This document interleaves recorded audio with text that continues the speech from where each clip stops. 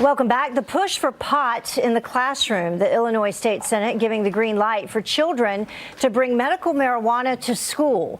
But is that really a good idea? Here now to debate is Independent Women's Forum Senior Policy Analyst Patrice Lee-Onwuka and Democratic Strategist Chuck Rocha. Thank you both for joining us. We appreciate it.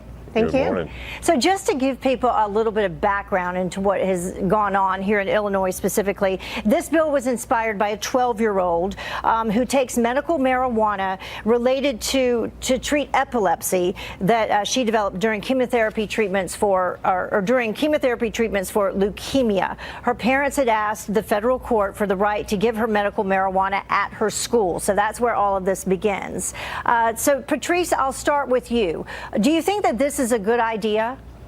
I think it's a very tricky idea. You know, my heart goes out to this young woman as well as all of the kids who are struggling with medical illnesses and rely on marijuana. But this is still a classified substance. The federal government does not recognize marijuana or for its medical purposes. The FDA has not approved any sort of treatments for it. And schools put themselves at a really great risk of losing federal funding by bringing in, allowing students to bring in medical marijuana. That's an interesting point, Chuck. Specifically, this law would allow qualified students to consume medical marijuana. We can take a look at some of the specifics of it on school premises. And then Illinois reports that, in fact, there are about 279 qualifying patients for medical marijuana under the age of 18.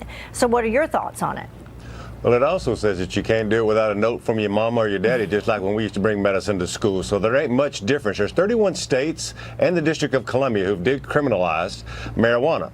But we're right. It's still federally mandated, all the other. If we would decriminalize marijuana, we could save about $1 billion a year putting people behind bars for smoking a plant. But I'll leave that to the side, and I've been waiting to have this debate on marijuana for a long time on TV. But if you're just thinking about the kids, it's just like bringing an aspirin to school, except that it's something else that makes it easier for a kid who's got epilepsy, for God's sakes. Yeah, except it's not legal. Well, that's exactly right. I mean, I think the challenge here is, yes, we absolutely want kids to be able to have access to the care that they need, especially in school. But schools open themselves up to liability. They also open themselves up to crossing out the idea that they are a drug-free zone and a workplace that's free of drugs. And so when federal funding, Title I funding for poor schools, as well as, you know, free lunch funding is tied to being a drug-free work environment, then I think that actually creates a really sticky situations. And let's not forget, there are a lot of parents who do not want their children to go to school where marijuana is being dispensed. Mm-hmm. Yeah, well, so Chuck, just finally, I want you to respond to that. And then there's the overall question that I put out for people last night on Twitter. Does this normalize drug use for children? I don't think it does. I think everybody has it right. And when it comes to, we've talked about it on this program before, when it comes to your kids, it's a special inclusion because everybody wants to make sure that the kids are taken care of. But the funny thing is I'm sitting in Washington, whether it's the gun debate or whether we're talking about taxes, people are always like, leave it to the states. The states are the best ones to figure this thing out. And then we start talking about a state doing something, we're like, the states can't do that. We got to make up our mind if we're coming or going. Yeah, you're right about that. And that was actually the thought that was crossing my mind. So, you know, it's a difficult topic for people. Thank you so much for joining us, Patrice, Chuck.